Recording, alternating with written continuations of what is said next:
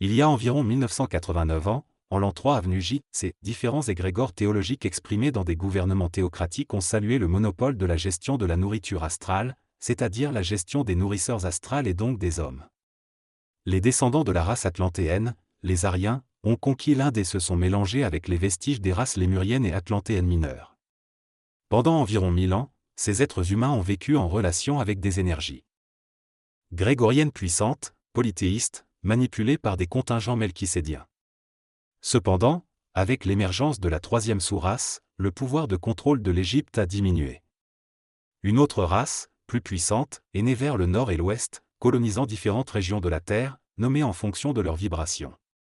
De l'Égypte ont émergé les religions juives, pharisiennes, sadducéennes, grecques et romaines, et même l'Inde a été influencée par la Grèce. Sous les pyramides d'Égypte, une hiérarchie scolastique a permis une relation entre théologie intuitive et cartésianisme intellectuel, donnant naissance à une communauté d'initiés, la fraternité blanche de l'Antiquité. Cependant, il est important de ne pas confondre cette fraternité avec la fraternité blanche universelle. Les Esséniens étaient l'une des communautés qui ont émergé de cette fraternité, et ils ont écrit l'un des premiers livres sacrés, retrouvés près de la mer Morte, appelé les Écrits des Esséniens.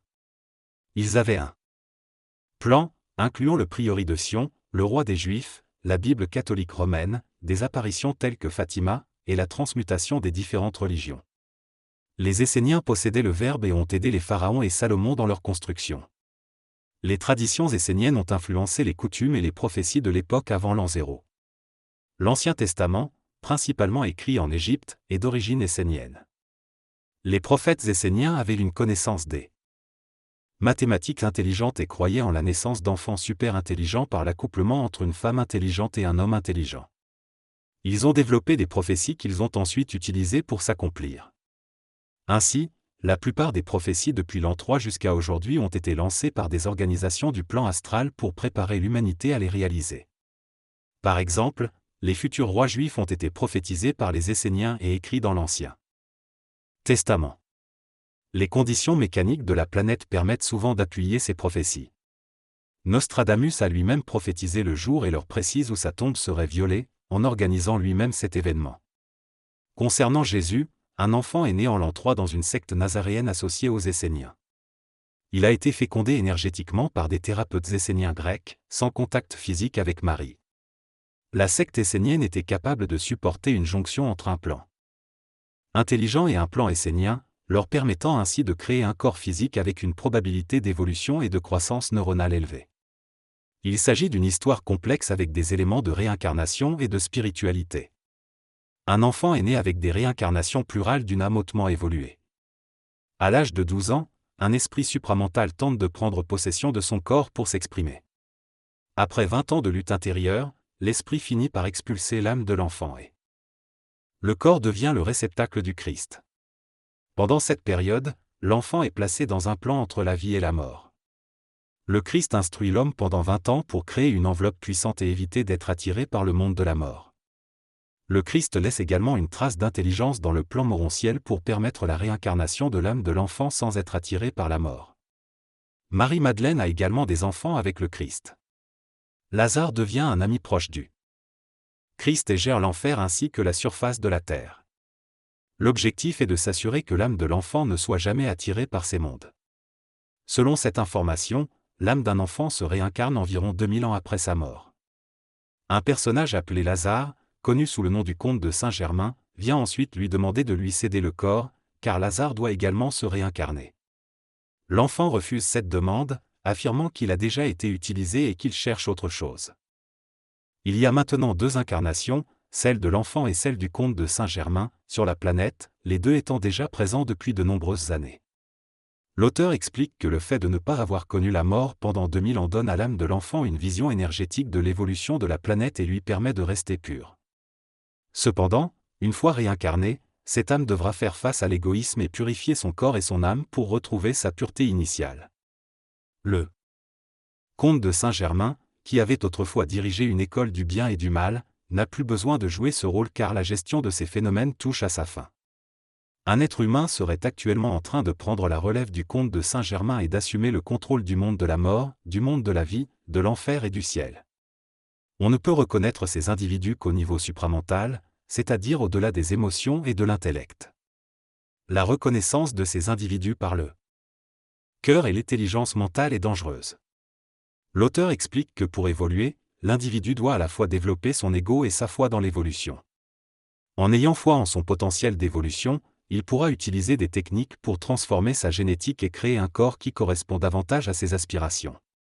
Cependant, cette évolution ne peut se faire que si l'individu reconnaît et accepte à la fois son ego et son esprit. L'auteur mentionne également l'importance de la fusion entre le Père, esprit, et le Fils, ego, pour réaliser cette évolution. L'évolution de l'homme se fait à la fois au niveau mental et astral, et l'ego est central dans la gestion de cette évolution. L'auteur souligne également l'importance de reconnaître l'existence du double éthérique pour accéder à une densification majeure des contextes extraterrestres. En fin de compte, il est indiqué que l'ego doit se plier devant le double éthérique pour permettre cette évolution. La compréhension de ces concepts doit se faire d'abord au niveau mental avant d'être intégré émotionnellement. Ce texte parle de la religion mentale et de l'instruction de l'ego. Il affirme que la religion mentale est une religion individuelle qui permet de relier l'homme à lui-même plutôt qu'à un monde astral.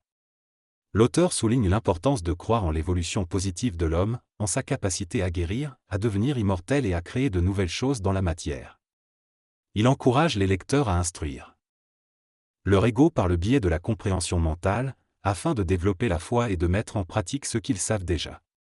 L'auteur mentionne également l'utilisation de certaines techniques, comme le programme Être contrôleur, pour préparer la renaissance et le contact conscient avec l'esprit.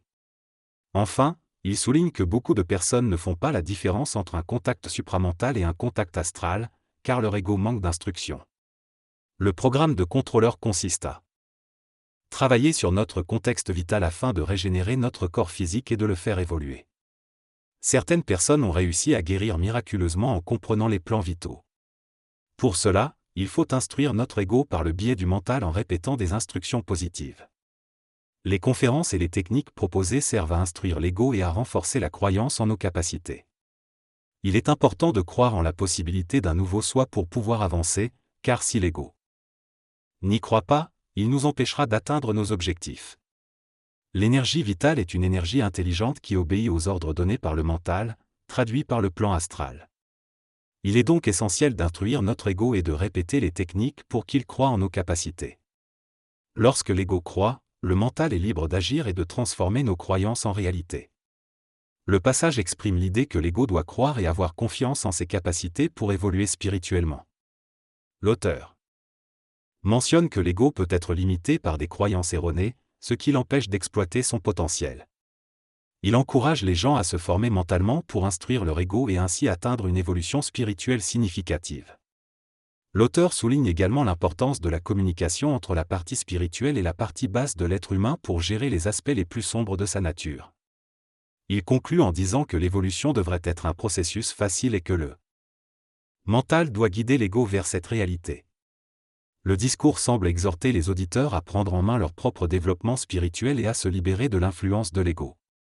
Il souligne l'importance de l'instruction de l'ego pour libérer le potentiel mental de l'homme. Le conférencier explique également que l'année 1987 apportera des changements et que ceux qui ont suffisamment d'énergie pour faire le travail nécessaire ne seront pas submergés par les événements à venir.